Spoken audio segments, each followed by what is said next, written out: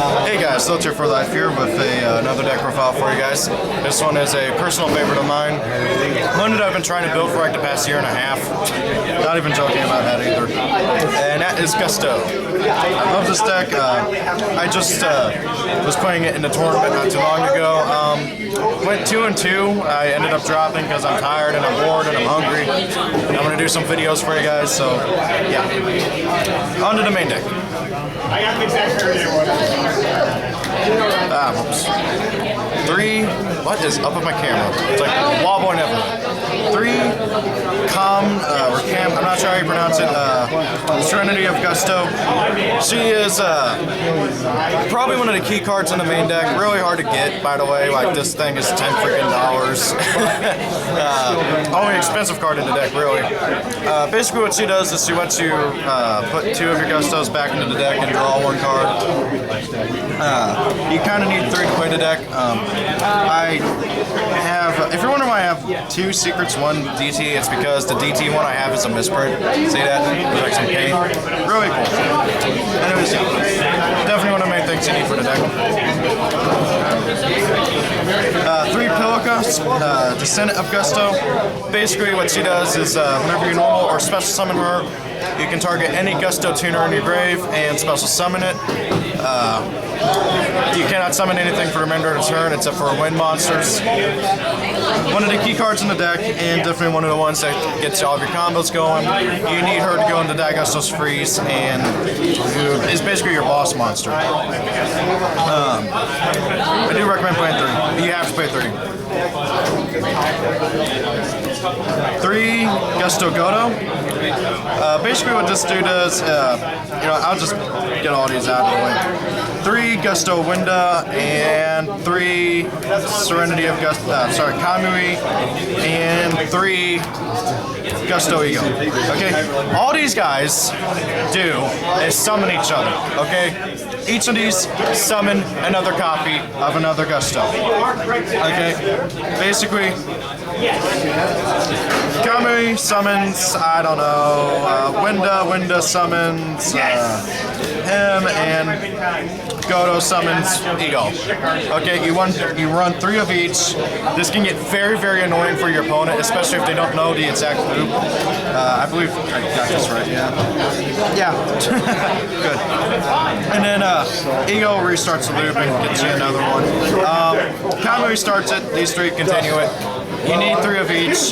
You might be able to get away with cutting out Kamui entirely, but I prefer having Kamui just simply because you do need to have your monsters. And this deck can fill up the grave real quick.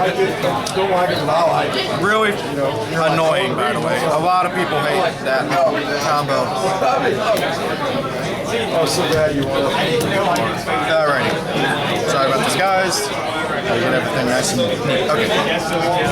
And then for the round up to the last of the monsters in the main deck is 2 Serene Psychic Witches. Not really much to say about her other than that she summons your okay, if you guys don't know what she does, if she's destroyed in any way and sent to the graveyard, you can banish a psychic monster from your deck, and if she's still in the graveyard, you can summon that psychic monster during the next standby phase. Doesn't have to be yours. Okay, really useful and helps keep your field presence. On to spells. Triple creature swap. You need it for the deck. It's annoying. It won me so many games. It's won me. This card wins games. Okay, you play it. 2 MST. General back row removal. 2 emergency teleport. You can play 3. I haven't really noticed any difference between playing 2 and 3. Aside from that, all playing 3 does is get it to your hand faster. I would play 3 if I could get one, but however, again, like I said, there's no difference between playing 2 and 3. Also, it's a lot easier to get now that it's been reprinted. 2 Supply Squad. draw one card every time one of your cards gets destroyed. This is so nice, especially since everything gets destroyed. This deck kind of reminds me of Yang Zing, because you need everything to be destroyed. And this helps you keep your hand advantage, which you do lose quite a bit. 2 Contact with Gusto. Basically what this does is it shuffles 2 of them into the deck. Can be main or extra. And you destroy 1 card on the field. Really nice. 1 Book of Moon, 1 Dark Hole. Self-explanatory. 2 Wabaku. Now you may be wondering why I have this in a deck where I kind of want my stuff to get destroyed. This is more for protecting my monsters if I don't want them to get destroyed on very rare occasions. Or if I want to keep myself from being OTK'd or finished off. It's just one of my favorite cards to play in a deck, and it does help out quite a bit. I can pick it up. Yeah. 1 Solemn Warming, 1 Mirror Force, and 1 Torrential Tribute. Basically, just simply fill out those last 3 spots. These are to disrupt my opponent's plays, and Mirror Force is just simply to save my butt from time to time. Alrighty, on to extra deck, guys. Starting off with the Daigusto monsters is Daigusto Falcos. Nothing really much to say about this dude other than that whenever he's summoned, I believe it's only when he's synchro summoned. Yeah, only whenever he's synchro summoned, all Daigusto monsters you control, including himself, okay? Gain 600 attack. If you don't know, Daigusto does still count as Gusto, so they do gain the attack if you happen to have the synchros out, or the Exceed. 2 Daigusto Gulldos. Basically, level 5, 2200 attack. Can shuffle any 2 Gusto monsters into my deck to destroy a face-up monster on the field. It's kind of basically a walking Contact with Gusto.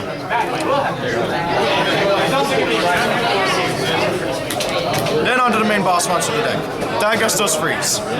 This is your main card you want to go for. It's the main thing you're going to use to go into, with Pilica. You basically use Pilica to summon Gulldo, and then you go into this girl.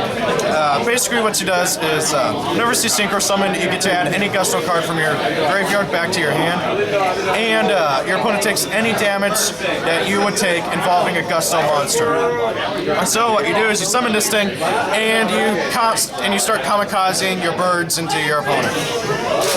It's really annoying, and it's how you win most of your games. 1 Samsara, Dragon of Rebirth. I almost never go into him, but hey, just in case. 1 Catastor, just in case. 1 Goyo. I've only ever gone into him once, but hey, you never know. He's good. 1 Black Rose. 1 Stardust. 1 Colossal Fighter. 1 Scrap Dragon. 1 Crimson Blader.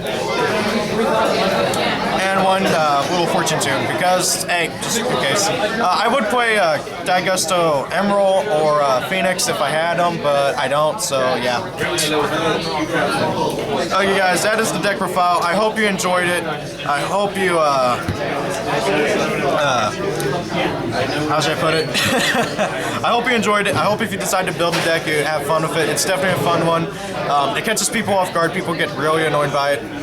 One thing I do want to say is that the Shadal matchup is absolutely terrible, and if your opponent summons Winda, you're screwed. That's basically how I lost most of my games today, is Winda would just say hi, and then I'd lose. Except for the one time that I creature swapped it.